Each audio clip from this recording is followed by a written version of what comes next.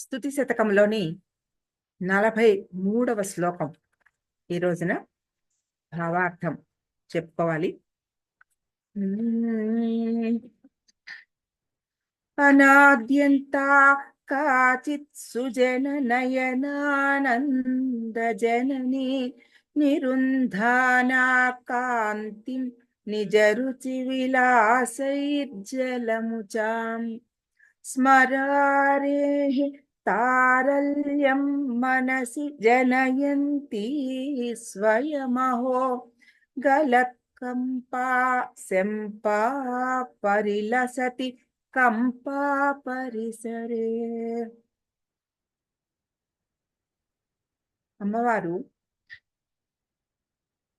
దేహకాంతిని ఒక మెరుపు తీగగా పోలుస్తూ ఆకాశంలో క్షణకాలం మెరిసే మెరుపు తీగ బలమేంటో, అమ్మవారి దేహకాంతి మెరుపేంటో ఆ రెండిటికి వ్యత్యాసం చెప్తూ ఇది ఎంత అందంగా ఉందో, ఏ విధంగా ఆ మెరుపుని కాలుతో తంతోందో అలాంటి ఒక అర్థాన్ని చెప్తున్నారు.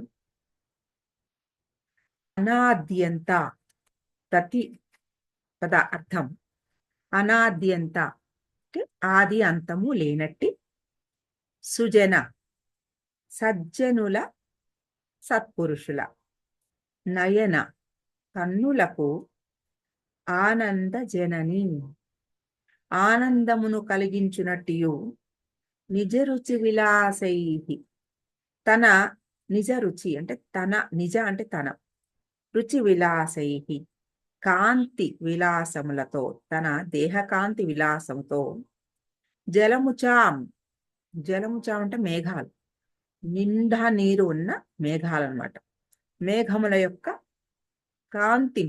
కాంతిని నిరుంధాన అడ్డగించునట్టు లేదా ఓడించునట్టు, స్మరారేహే శివుని యొక్క మనసునందు తారల్యం చాంచల్యమును చంచలత్వమును స్వయముగా జనయంతి కలిగించుచున్న, గల కంప జారిపోయిన కంపము గలిగినట్టు.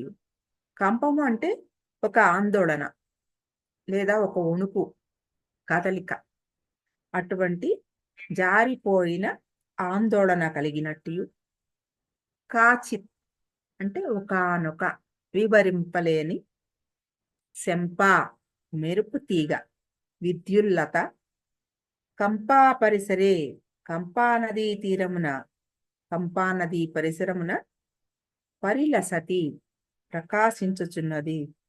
అహో ఆహా ఎంత గొప్పగా ఉంది ఈ మెరుపు, ఈ అందం ఎంత గొప్పది అని చెప్తున్నారు.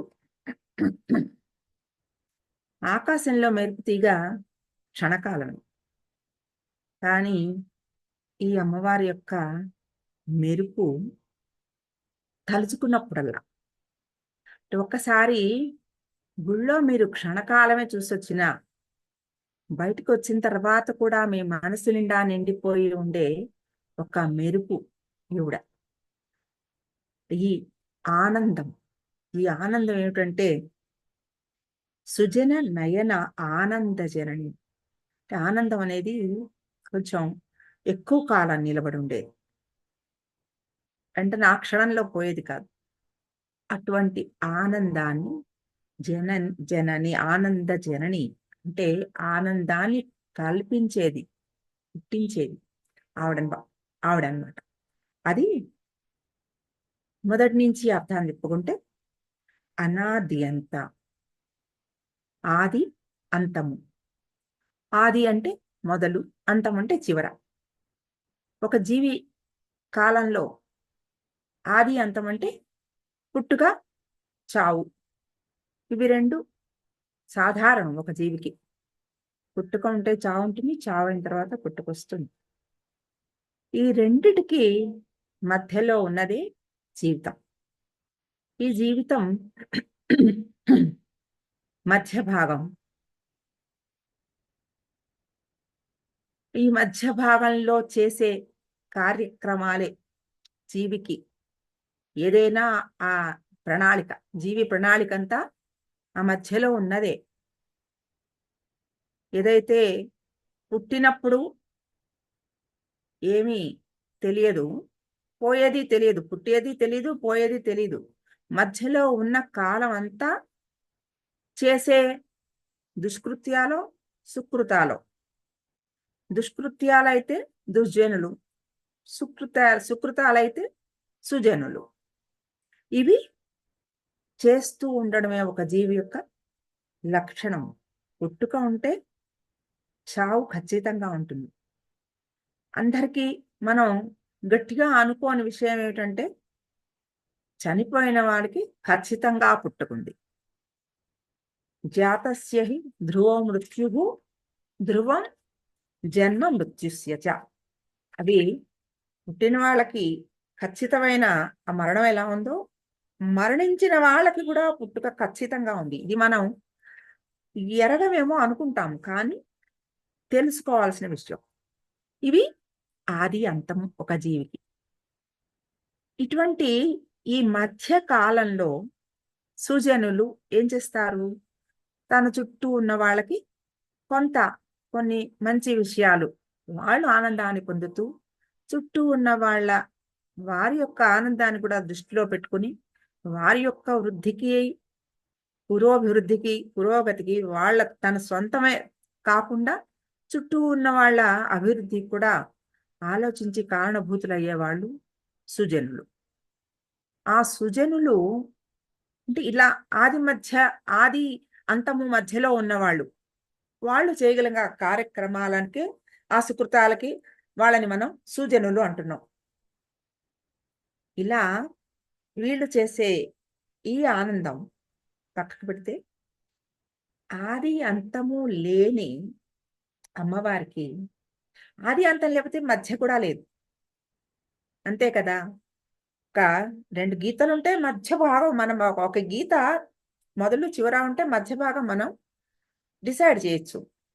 సర్కిల్‌గా ఉంటే, ఒక పూర్ణం ఉంటే ఆ పూర్ణానికి ఎక్కడ మొదలు, ఎక్కడ తుది, ఎక్కడ మధ్య భాగం అది మనకు తెలియదు. అది ఆ పూర్ణమేదో అది అమ్మవారు. ఈ సుజనులే ఇంత ఆనందం కలిగించి వాళ్ళు సుజనులు అని ఒక పేరు పొందితే, అటువంటి సుజనులకి కూడా ఆనందాన్ని కలిగించగలిగిన హేతువు అమ్మవారు. ఆవిడ ఇచ్చే ఆనందం ఒక మానవ మాత్రులుగా సుజనులైనా ఇవ్వగలిగినది ఒక లిమిట్‌కి లోబడి ఉంటుంది. వాళ్ళ ఎలాగైతే చావు పుట్టుకలకి లోబడి ఉందో వాళ్ళ జీవితం, వాళ్ళు చేసే పనులు కూడా అలా ఒక నిర్దిష్టమైన ఒక శక్తికి లోబడే ఉంటుంది. దాన్ని మించి చేయలేరెవరు. కానీ అమ్మవారి శక్తి అలాంటిది కాదు. ఆ శక్తికి ఎల్లలు లేవు. అటువంటి ఆ ఆనందాన్ని ఆ అమ్మవారు ఇవ్వగలరు. ఏ రకంగా ఆనందం ఇస్తుంది? ఎవరికి ఏ రకమైన ఆనందం కావాలో ఆ ఆనందాన్ని ఆవిడ ఇవ్వగలదు. అటువంటి ఆనందం ఇవ్వగలిగినది స్వయం అహో. అన్నిటికీ ఈ అహో అనేది మనం పెట్టుకోవాలి. ఇటువంటి సుజనులకి కూడా అటువంటి ఆనందాన్ని కలిగించగలిగినది అమ్మవారు. దుష్టులకి దుష్కృత్యాలు చేస్తారు కాబట్టి దుర్జనులకి ఆవిడ అటువంటి ఆనందం ఇవ్వదు. వాళ్ళకి ఆవిడ కంటకంగానే ఉంటుంది. అమ్మవారిని వాళ్ళు లెక్క చెయ్యరు. అంటే రాక్షసులు వాళ్ళందరూ. కాబట్టి వారికి అమ్మవారు ఒక భయానకంగా కనబడిందే తప్ప వాళ్ళకి ఆనందాన్ని ఇవ్వలేదు. అంటే దుష్ట శక్తులకి అటువంటి భయంకరంగా కనబడేది, సుజనులకి నయన ఆనంద జనని ఆవిడ. కాబట్టి అనాది అంతా కాచిత్ సుజన నయన ఆనంద జనని. ఆ కాచిత్ అనేది ఆవిడ ఒకానొక శక్తి. ఇది అని మనం చెప్పలేని ఒకానొక గొప్ప శక్తి. ఆవిడ ఈ సుజనులకి నయన ఆనంద జనని. అట్లాగే రెండో లైను నిరుంధాన కాంతి నిజ రుచి విలాసై జలముచాం.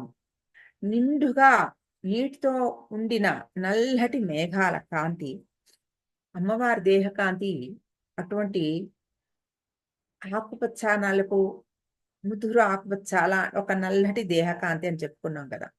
కాబట్టి ఆ కాంతి, దేహం నుంచి వస్తున్న ఆ కాంతి ఎంత గొప్పగా ఉందంటే, ఈ నీటి మేఘాలని గూడా తోసిరాజంట అనగలిగినంత గొప్ప దేహకాంతి.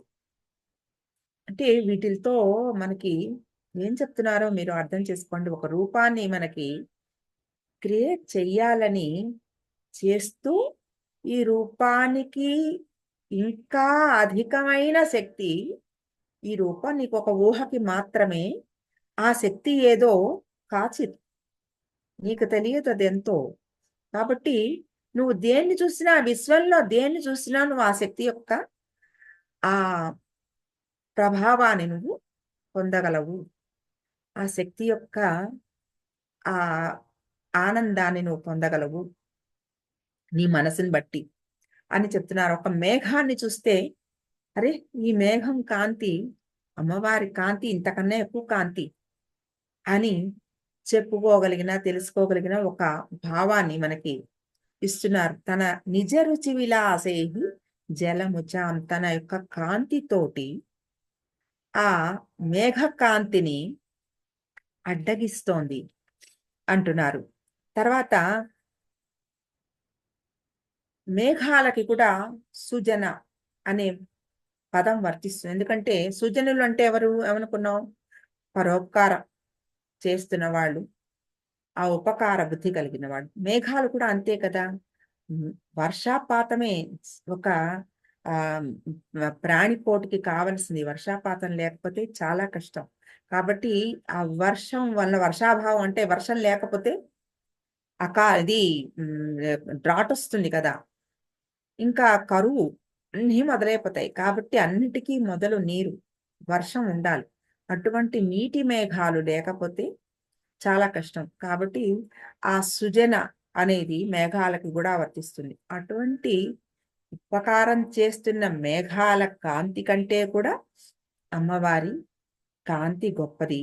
ఆ మేఘాలని సృష్టించేది కూడా ఆవిడే. కాబట్టి మేఘ కాంతి ఆవిడ నుంచి వచ్చిందే. అంతకన్నా కొన్ని రెట్లు ఎక్కువుంటుంది కదా! కాబట్టి అటువంటి ఆ మేఘాలను కూడా, ఆ నిరుంధాన ఆ కాంతిని గూడా అడ్డగించగలిగినది ఆ అమ్మవారి దేహ కాంతి. నిజ రుచి విలాసైః జలముచాం. రెండోది అయింది. మూడోది స్మరారేః తారల్యం మనసి జనయంతి స్వయమహో. స్మరారే, స్మర అంటే స్మరుడు అంటే మన్మథుడు. ఆయన పనేమిటి? ప్రతి వారి చిత్తంలోని చిత్తభ్రాంతి కలిగించడం, మనోవికారాల్ని కలిగించడమే మనసిజుడి యొక్క ఆయన లక్ష్యం. అటువంటి ఆ స్మరుణ్ణి తన చూపుతోటి భస్మం చేసేసిన వాడు స్మరారే. స్మరుడికి శత్రువైన శివుడు. అంటే ఆ మన్మథుడు చేసే చిత్త వికారాలని ఈశ్వరుడు పోగొట్టేసుకున్నాడు. ఆయన చిత్తం నిశ్చలం. అటువంటి నిశ్చలమైన చిత్తం కలిగిన ఈశ్వరుడికి కూడా తారల్యం మనసి, తారల్యం అంటే చంచలత్వం అని చెప్పుకున్నాం. అటువంటి చంచలత్వాన్ని ఆయన మనసులో, ఆయన చిత్తంలో కలిగించగలిగినది జనయంతి స్వయం అహో. ఆవిడ తన శక్తితో ఆయన చిత్తంలో కూడా ఆ ప్రకంపనలు, ఆ చంచలాన్ని, చంచలత్వాన్ని కలిగించగలిగినది ఆవిడ. కానీ ఆవిడ మాత్రం నిశ్చలంగానే ఉంది. ఆవిడకి చంచలత్వం లేదు. అటువంటి ఆ స్మరారిని కూడా ఈ చిత్త చాంచల్యానికి గురి చేయగలిగింది ఆవిడ శక్తి. ఆ శక్తి స్వయం అహో. అహో అంటే ఎంత గొప్పదో. ఈశ్వరుణ్ణి కూడా ఆ చిత్త చాంచల్యం జనయంతి అంటే కంటిన్యూస్ టెన్స్ అది. అంటే జరిపిస్తూనే ఉంది. ఎప్పుడో చేసింది. ఇప్పుడు కూడా చేస్తూనే ఉంది. అనుక్షణము ఆ చా చంచలత్వము జనయంతి. ఎంతకాలం ఈ సృష్టి ఉందో అంతకాలము ఆయనలో ఆ తారల్యం అంటే ఆ మెడిటేటివ్ మూడ్‌లో ఆయన ఉంటే మనంతా మరి పూర్తిగా ప్రళయమే అదంతా. కాబట్టి ఆయన అందులోకి వెళ్ళకూడదు. ఆయన మనసులో ఈ సృష్టి పట్ల ఒక శ్రద్ధని, ఇష్టాన్ని కలిగిస్తూనే ఉంది ఆవిడ. కాబట్టి జనయంతి స్వయమహో.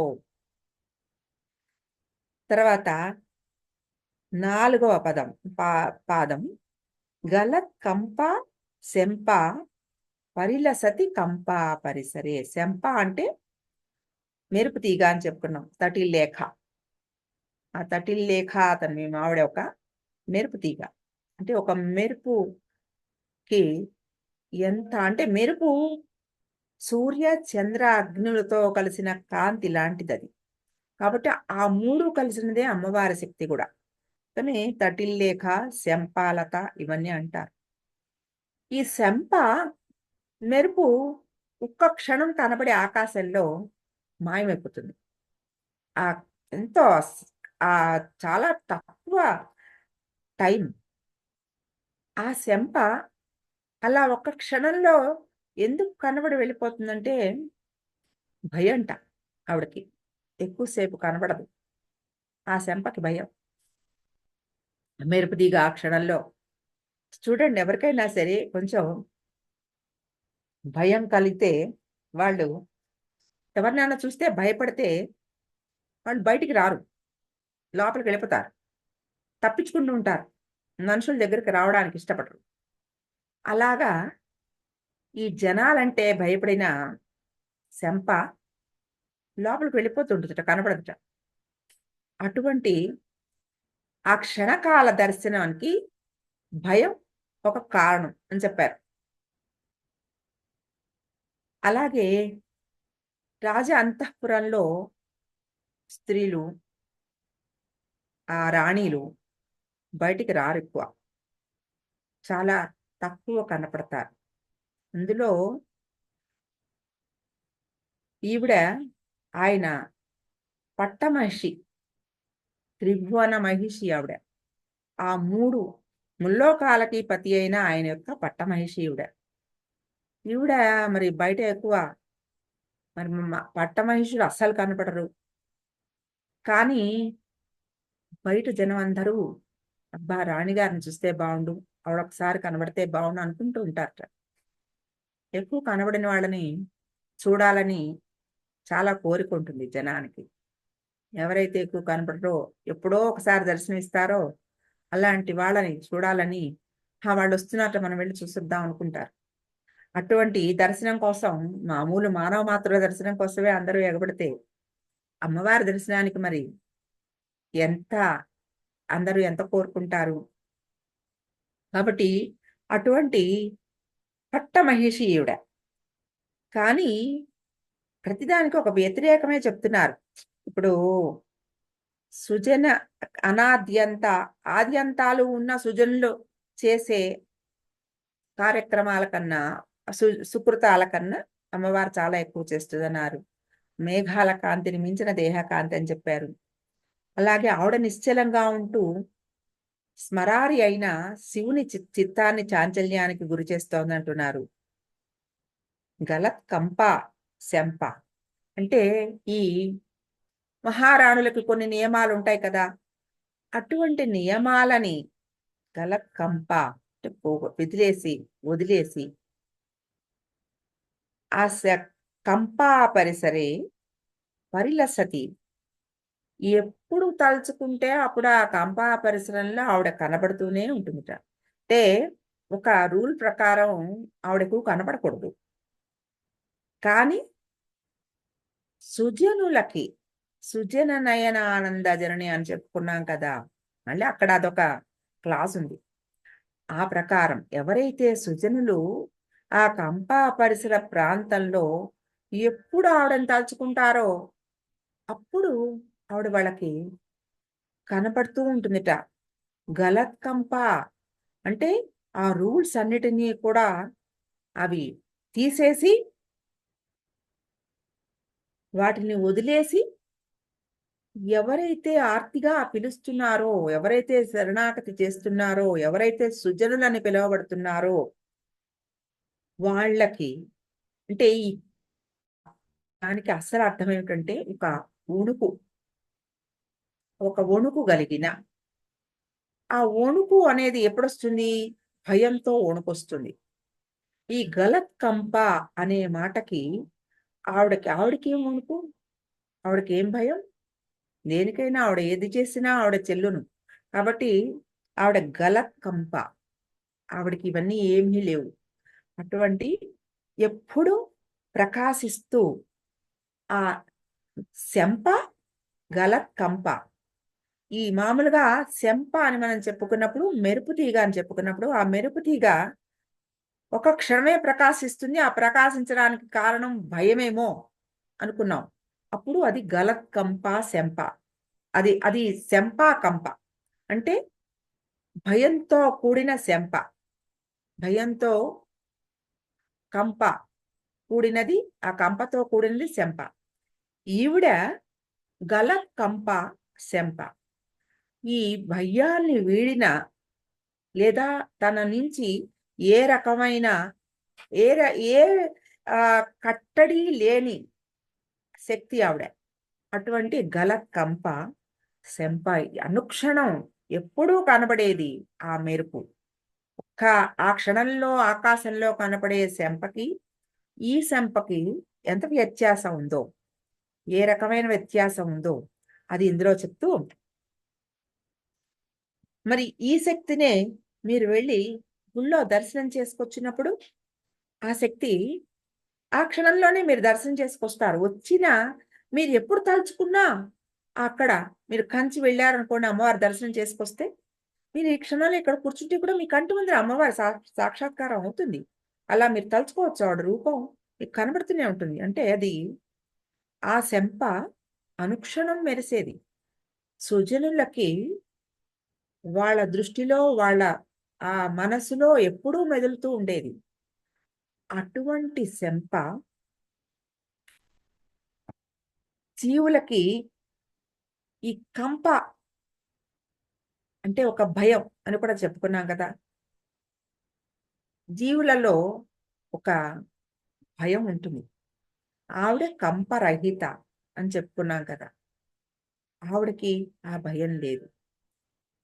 మామూలుగా ఒక జీవికి చావు అంటే ఒక భయం, మృత్యు భయం ఉంటుంది. భయం వచ్చిన ప్రతి క్షణం, ప్రతిసారి మృత్యువే అది. కాబట్టి ప్రతిసారి ఈ భయము ఒక మృత్యువుకి గురి చేస్తూనే ఉంటుంది. అమ్మవారి పాద సన్నిధి చేరిన ఏ సుజనులకైనా ఆ భయరాహిత్యాన్ని కలిగించి, "ఈ నాకేం భయం? నాకింత పెద్ద అండ ఉంది.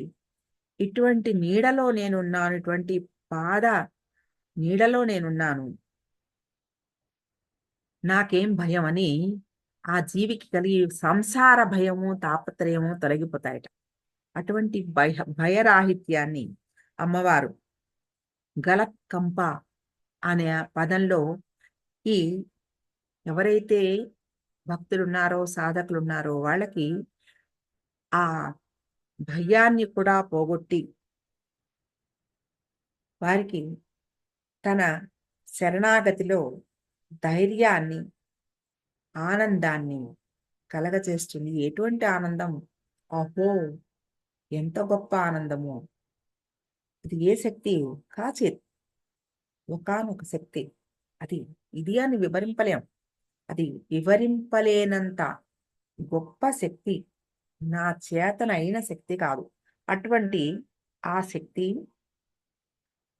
అందరికీ ఆనందాన్ని కలిగించుగాక అని ఆ మెరుపు తీగతో అమ్మవారిని పోలుస్తూ, ఆ మెరుపు తీగ యొక్క లక్షణాలన్నీ మనకి అర్థమయ్యేటట్టుగా చెప్పారు ఇందులో.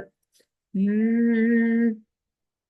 అనాద్యంతా కాచిత్ సుజన నయనానంద జననీ నిరుంధానా కాంతిం నిజ రుచి విలాసైర్జలముచాం స్మరారే తారల్యం మనసి జనయంతి స్వయమహో గలత్కంపా శంపా పరిలసతి కంపా పరిసరే. ఈ శంప ఆకాశంలో క్షణకాలం మెరిసే మెరుపు అక్కడ ఉన్న చీకటిని ఆ క్షణకాలమే పోగొట్టగలదు. తర్వాత మళ్ళా అంధకారమే. కానీ ఈ శంప జీవితంలో, మనసులో ఉన్న అంధకారాన్ని ఒక జీవిత కాలానికి దూరం చేయగలదు. అంటే అంధకారాన్ని పోగొట్టి జ్ఞానాన్ని ప్రసాదించి ఒక జీవిని మోక్షానికి తీసుకెళ్ళగలదు అనేది ఈ శ్లోకంలో మనకి చెప్తున్నారు.